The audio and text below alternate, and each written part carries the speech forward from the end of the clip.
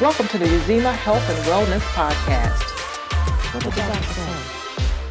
So let's talk about, the path to you graduate. You struggle, you get through the school, this period at UGA. And thumbs up, thumbs down. Would you say UGA was supportive of you as a Black male? Or you found mentorship so that you knew that you could be a successful graduate at UGA? That part I would say was tough. And a lot of it was just due to the lack of representation. There weren't, other than directly from Africa, my professors that were in the genetics department, there weren't any African-American males like me that were in the genetics department. And so the few mentors I had were great. But it still was like a disconnect because, looking at it through their lens and their perspective, I'm like, academics aside, the issues and things that I'm struggling with as a Black male, they couldn't relate to. Right. From a mentorship perspective, because again, the academics only gets you so far. Having connections and who you know and having your mentor or advisor, being able to relate to where you're coming from, I think goes a long way in that mentor-mentee relationship and also opening doors for you. And as an African-American male, that there wasn't much representation at all. So my mentors were great. They wrote great recommendation letters for what I wanted to do, but no one that I could talk to like, hey, what's it like to be a Black doctor? Or how do I get to that level? Fortunately, I had older fraternity brothers that I had met throughout my time at University of Georgia. And at the time, I pledged or was initiated Phi Beta Sigma. Okay. And older fraternity brothers I had met had gone through that similar route. So I didn't meet anybody in my department as a genetics major that kind of walked me through or showed me the path. But I did have guidance and mentorship from those fraternity brothers that could kind of show them the way. But it's different from having a faculty advisor that can relate to you. Like, these are the classes you need to take. This is what you need to do to put yourself out there from once you get the academics and stuff, these are the types of extracurriculars you need. Right. These are the types of social things that you need. Your resume building. Exactly. So you knew that your path was going to be medicine. You never wavered on that after you dropped your computer science. And then you said, okay, I'm going to do genetics and then I'm going to apply to medical school. Yes. So you get through genetics. Got through genetics. And then, around junior year, that's when you put in your, you start studying for the medical college admissions test. I was late to the whole PreMed, again, not having the right people to point me in that on that path. And so I was about a year delayed. And so going into my senior year, I didn't take the MCAT until actually my senior year. GPA was kind of like average at that time.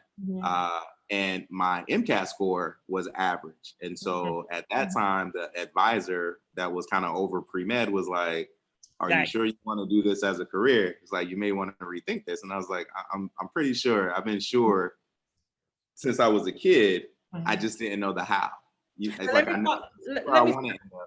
Let me stop you there, because this is an important point, because I got stopped on that path too. So once they look at your GPA and once they looked at your trajectory through the school, not really knowing everything that you've had to deal with to even get said GPA, right? Exactly. Then they tell you, well, maybe I think that what was the term she said?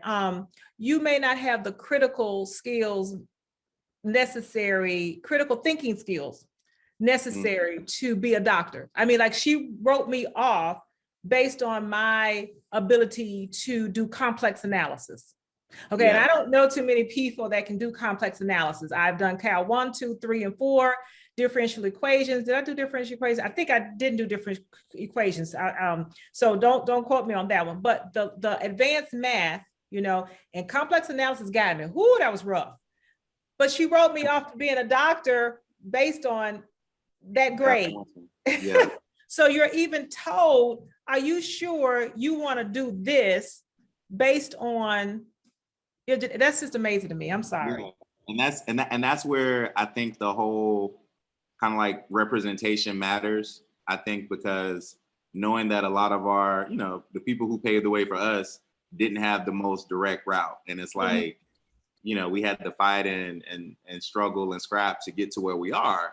But yet they know that, okay, if I can do it, you can do it. And like you said, you're more than just a GPA and a one bag grade or one bad class, or even one great admissions test or one poor admissions test. I feel like with the mentors that I've had that were African American, it was a more holistic approach. They looked at me as the student, me as the person, and the potential.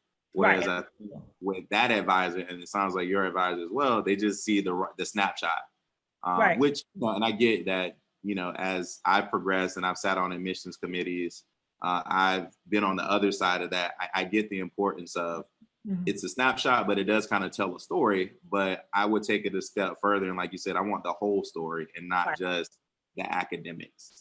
There's a reason why like bedside manner accounts for so much. And your patients will tell you, like my doctor, they don't necessarily, they just assume that you're a doctor, so everybody's smart. But it's like, you don't have to be the smartest doctor to have the best support your patients, but you have to be, you should be empathetic and the most compassionate, the most humanistic. And I think that's the piece that a lot of really bright, intelligent, smart learners, they're great.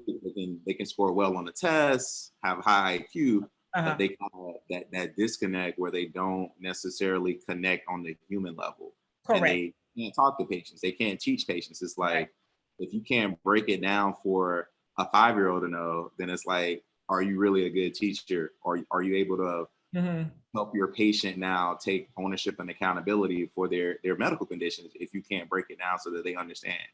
They should at least leave that interaction feeling a little bit more empowered about their own health and that they can help themselves and their family versus, my doctor just talked over my head the whole time. Or belittled me. That's what I get from my family. And they're always Hi, Uzima family.